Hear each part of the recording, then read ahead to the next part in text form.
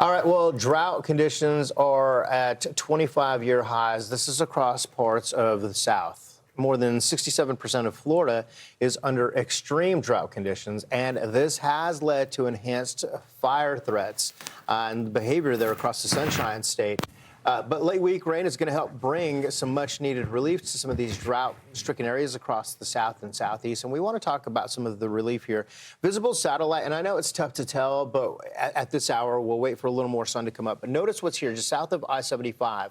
Those are not clouds, and you'll notice the direction. It's the wind blowing the smoke down to the south. So places south of the wildfires that we're dealing with are dealing with poor air quality. It's just been downright dry. It's something we were talking about here a couple of weeks ago, saying, Florida, I mean, you're going through drought conditions. You didn't have much impact from the rain over the hurricane season. It's now consumed 25,000 acres, 2 days active. That's it.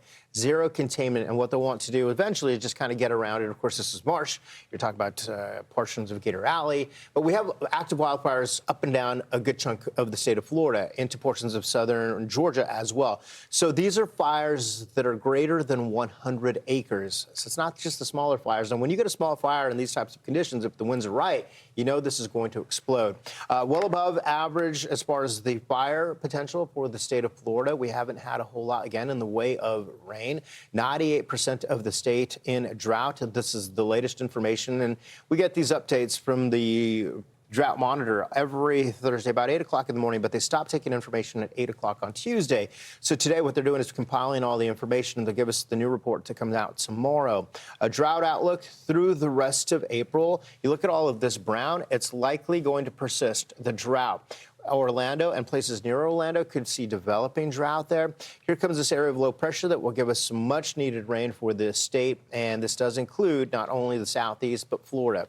When we take a look at the future radar and clouds as we go into Thursday, a little more in the way of cloud cover, winds change direction. We start to see some of the front slide down to the south by Friday afternoon, and you've got a couple of scattered showers ahead of that as well into Saturday. So while it's not a lot, it is going to help out a little bit with the wildfire efforts and having get some water down on the ground there.